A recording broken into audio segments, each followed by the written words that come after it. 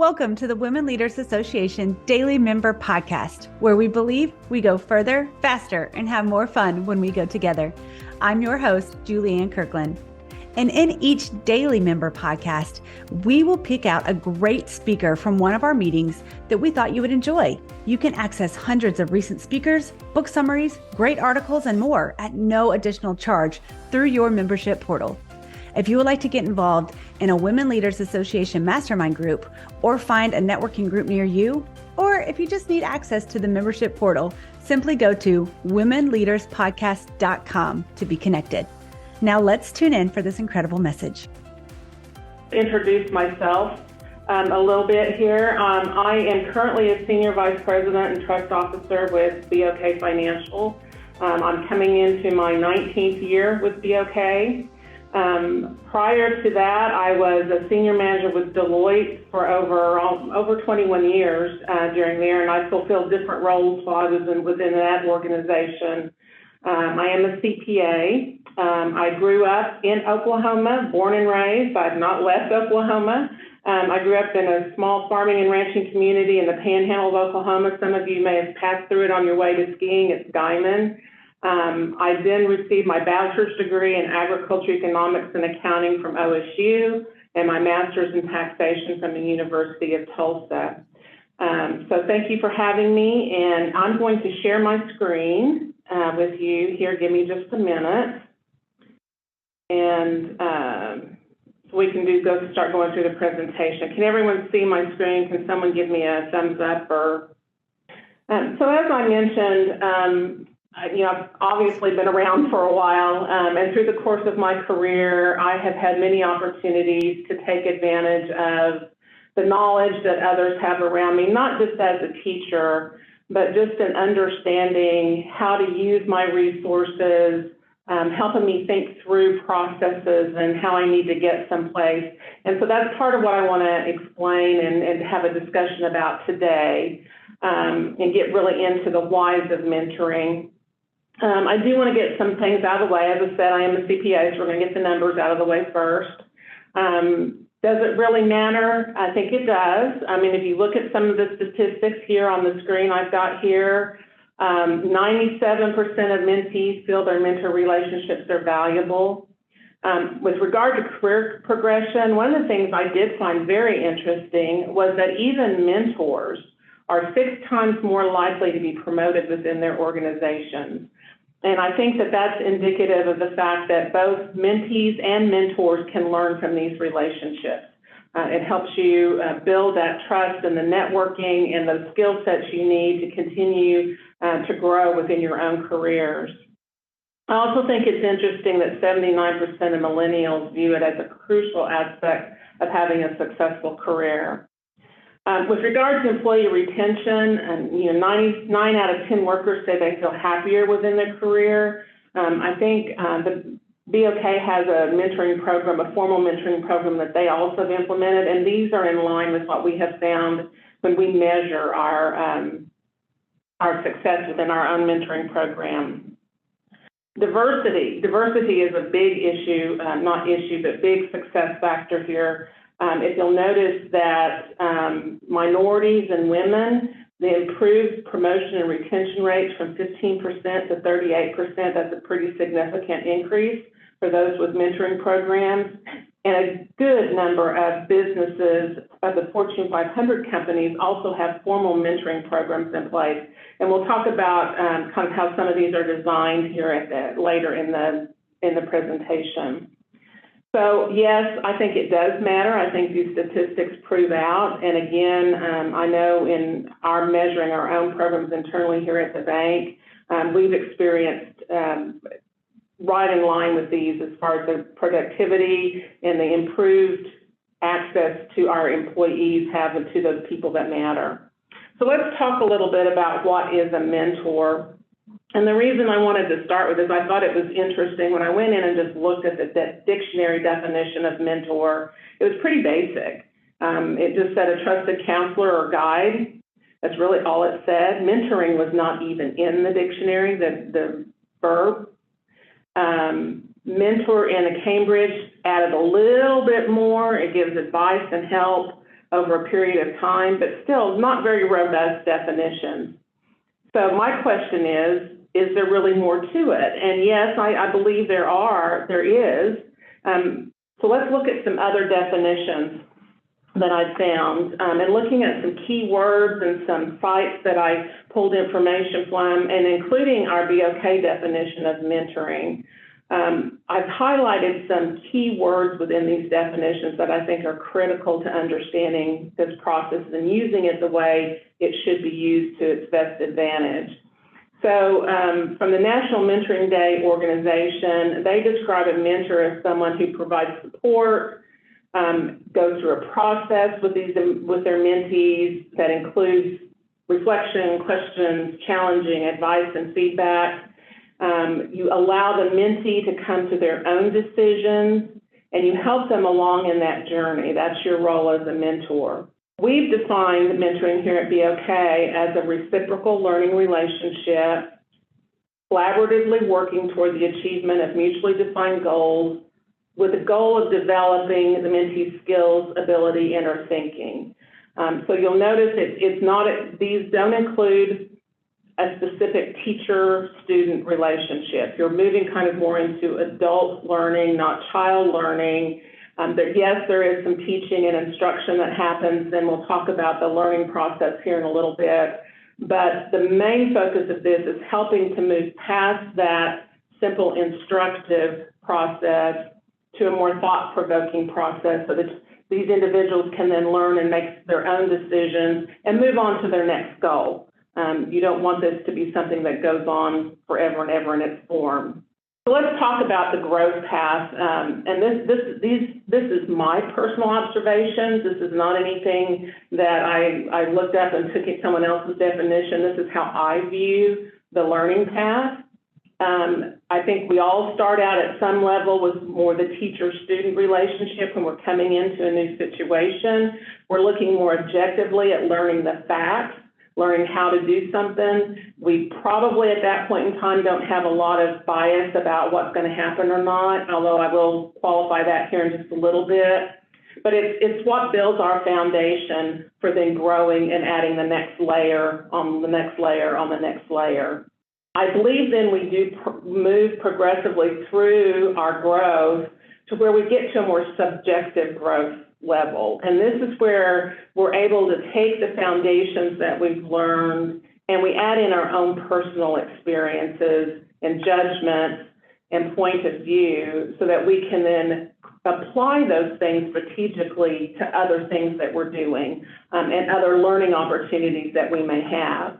Now, I do believe that for those of us who've been around for a while, you may start a little bit higher on the subjective growth scale, even if you're coming into a new project, just because you've already been through this process several times and you have some ideas about what you think or may want to do with that process. But as a general rule, I think this is a high-level overview of how most people learn. So mentoring is really effective in the central part. This is where a mentor will come in and help move that individual through to completion of that particular set of goals until they're able to take that and be strategic or be consultative in their relationships, and maybe even then move to helping others go through the same process as a mentor. So again, some of my own personal growth observations here when we're talking about growth. Individuals may have a single long-term goal. I mean, you may want to be CEO of your organization within 10 years, but you also will have many goals, multiple growth goals that you will have to accomplish in order to get to that point. So you're going to have a long-term goal and then little goals that you have to accomplish and master in order to move up to meet that overall goal. Along that path, though, you will very likely need different mentoring relationships to help you progress along those different paths. You may have one long-term ultimate mentor that's helping you toward that goal of becoming president of your organization, but you may use other people along the way to help you master the different skill sets that you're going to have in order to make that goal a reality. Networking is very important and very critical to this growth potential. I also believe that it's very important to take the time to build a strong objective foundation. So make sure you learn your subject matter before you just jump into having a lot of subjective opinions about it. Make sure you've really learned and mastered that particular topic, whether it's a life skill, whether it's how to do a particular project, how to complete this calculation, whatever it may be. Make sure you've got that foundation down, because that then gives you the confidence to move forward and have conversations with other people and draw the opinions that you have that will be more effective. Sorry, I advanced it too quickly. And this is kind of one of my pet peeves here, is that I believe understanding the why is just as important as the how.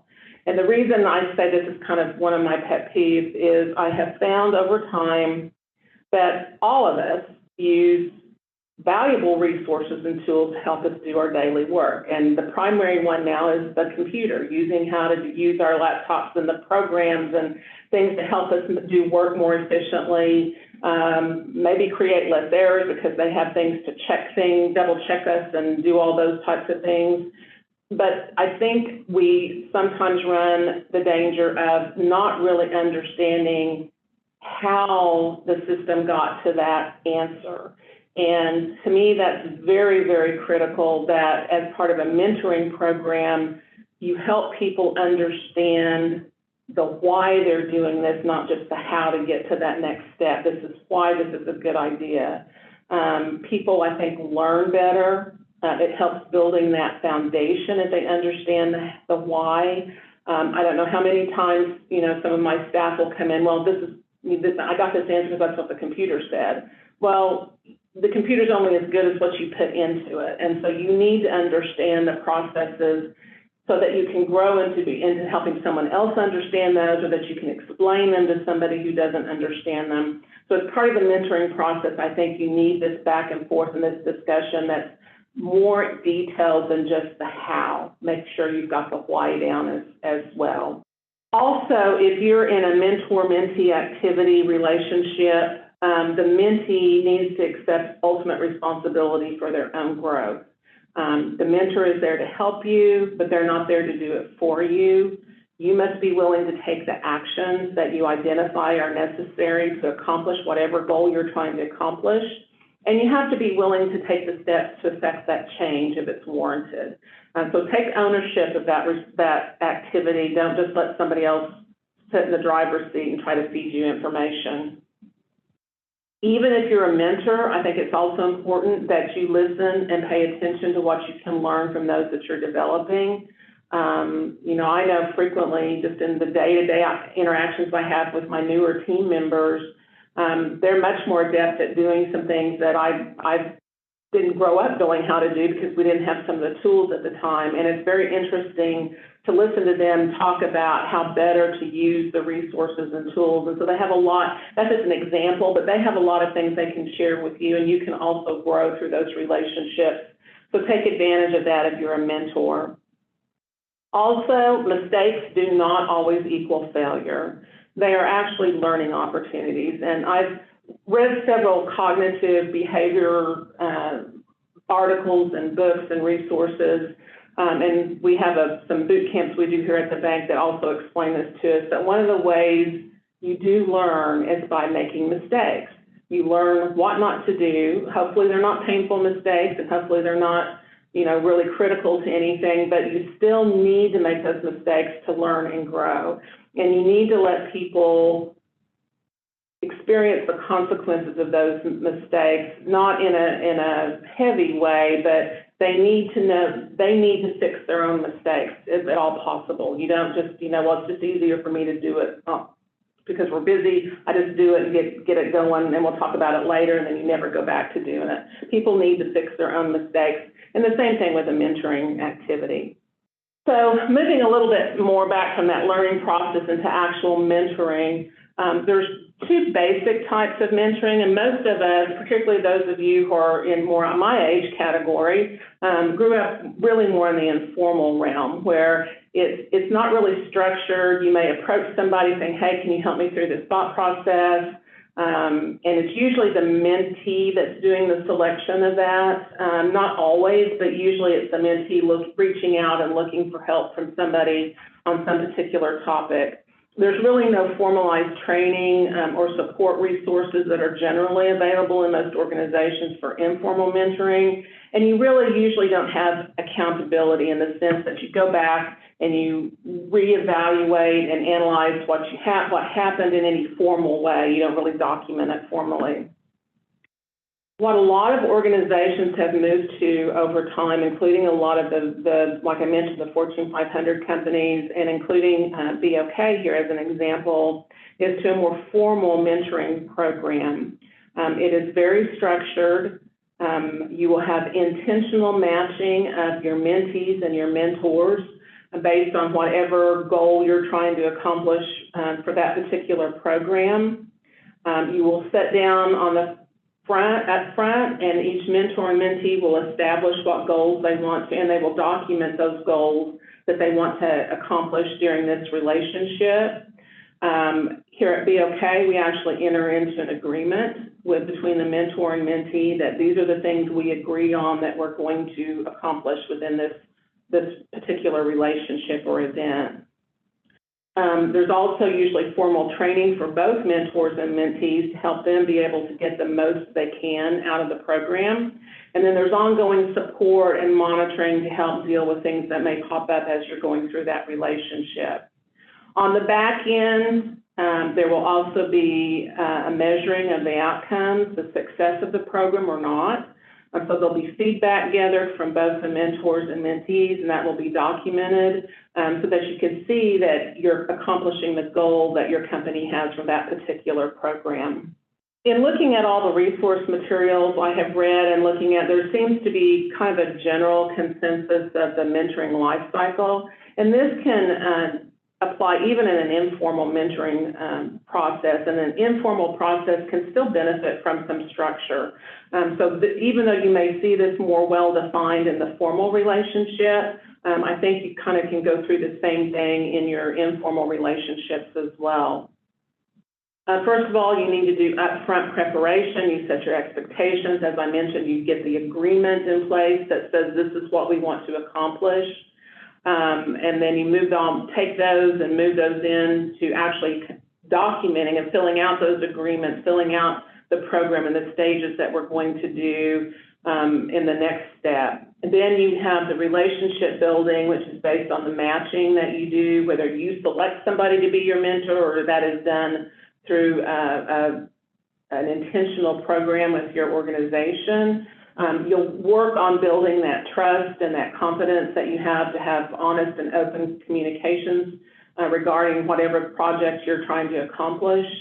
You'll set your parameters for confidentiality and all those things that you need to get in place so that you can have open and honest conversations. And you go through that process as you move through trying to get to your ultimate goal. At the end, then, you will actually have a formal closure. You will see that most these mentoring projects generally are intended to have a start and an end. They're not generally intended to be open-ended. In a smaller organization, or if you're even like looking at a life mentor, like a lifetime mentor, you may have a longer term period that you're trying to work through, but at the same time, it'll eventually have an end as you move into the next stage of your development. So here's a couple of things, I think we've kind of mentioned these as we've gone through, is that if you want to establish a formal mentoring program, there were several key steps that I found present in most of the resource materials that I have reviewed over time. First of all, it's very critical to define your program goals. Look at what your organization is wanting to accomplish with the program and how the program is going to fit into meeting those objectives. You need to clearly outline the process, document it, make sure that there's guidelines and tools that people can use and follow for consistency purposes. You want to make sure you let everybody know the program's available. You want to promote it, and you want to recruit your mentors. You want to identify your mentee groups. And then you move into the next step of actually intentionally matching mentors and mentees. And I thought it was interesting when I was looking out in preparation for this, that there's actually some places that provide software that can help you with matching people up in these organizations, so that there's tools available out there to help you with that matching to make sure you get the best matches you can possibly get. Then, in addition, you want to make sure you provide ongoing training and support to both parties to make sure that, unknown things that crop up can be addressed, that they generally have the tools they need to be able to make that relationship productive. And then, again, we mentioned gathering feedback and measuring your progress, and that's important for you to know how to adjust your program if it's maybe not going the way you wanted it to do, and it's not having the outcomes you wanted, but also just to prove to others that, yes, this is valuable. This is why we want to continue this, and let's keep going.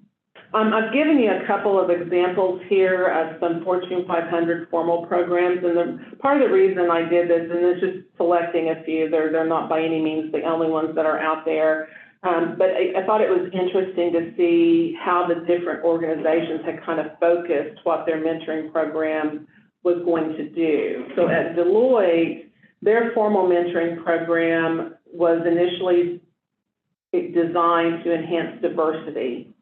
It's a 2-year commitment, so it does have an end, but it helps with their diversity and promoting women and those types of things within the organization. So that was their purpose.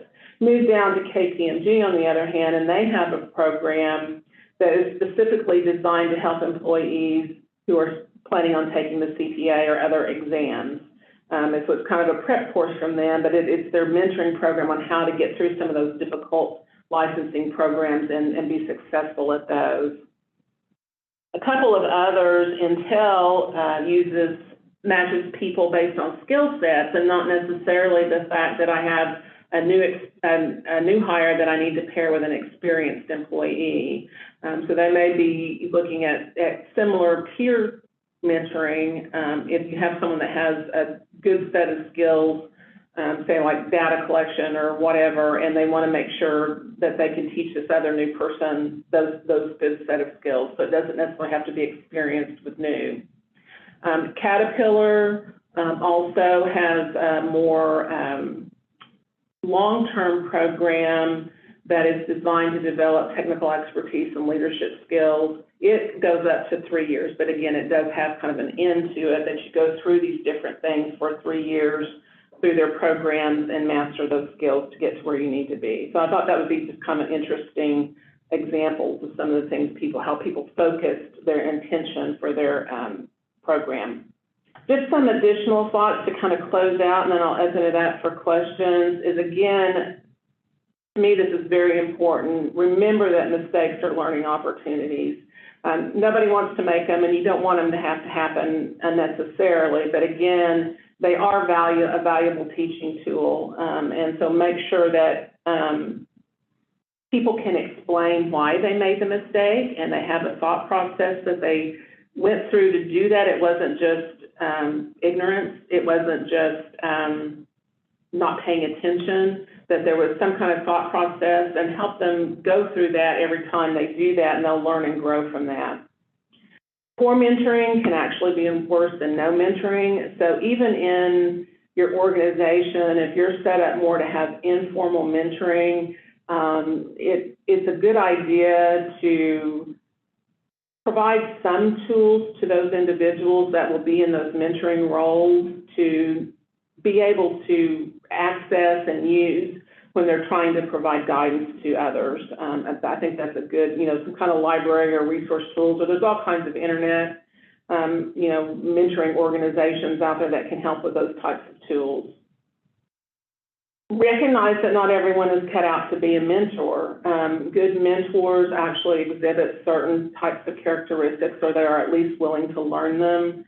They have intentional listening. They're listening not just to listen, but they're listening to really hear what someone is saying, and being able to take that and use it to help build growth on. They are good at affirmation with positive feedback instead of negative feedback. Again, positive challenging. They will be an advocate for that individual if that's the level it rises to. And they also will usually have high emotional intelligence, empathy, those types of things that help them recognize, someone may be struggling with this. This is maybe where we thought this was going, but maybe we need to take a side road and say, okay, let's work on this first and then get back on track, those types of things. But if someone's not cut out to be a mentor, don't stick them in that position. Don't let them do that because, again, it can result in poor mentoring and that can really derail things. Make sure that if you have the formal programs, that people are fully committed to that program, engaged in it, and they work toward completion of that program. But also recognize that even if I match somebody up, that may not have been a good match for whatever reason. So if you get into things and things are stagnating and not moving forward the way all parties believe they should, be willing to make an adjustment and move on so that people don't get frustrated and feel like the program's not good to start with. And then make sure that your program, you have goals and measurement of results, that the goals that you set are attainable, they're actionable, and they can be measured and aren't just general pie in the sky goals that you can't have steps to see, yes, I'm progressing. I'm actually getting there because I'm accomplishing this little thing and this next little thing and this next little thing. So those are just some of my observations on mentoring. Like I said, I have primarily used informal mentoring. And actually one of the mentors I had when I started my career way back, it was actually Tush Ross at that time, which was way back when, was the partner who hired me. He was kind of an eccentric individual, but at the same time, he was the one who always challenged me to think about why I did what I did, what could I have done better, how to move on to the next step and keep progressing on things. If I made a mistake, why did I make that particular decision? What could I have done better? And so his instruction to me, and again, it was really informal, but he would do that consistently with projects and that I would work on for him. And it really helped me grow and be able to help others grow in working through those same thought processes. So whether it's that informal or you have something that's really formal that you're working toward, both are good. Just make sure you're giving people the tools they need to be successful in those. Hey, my friend, if you enjoyed listening to this podcast, be sure to rate, review, and share your biggest takeaway. And if you're wanting more, you can access hundreds of recent speakers, book summaries, great articles, and more at no additional charge through your membership portal. You can also get involved in a Women Leaders Association mastermind group or a networking group near you. Or if you just need to access your membership portal, simply go to womenleaderspodcast.com to be connected. Because here at Women Leaders Association, we believe we go further, faster, and have more fun when we go together. That's all for today, my friends. Bye for now.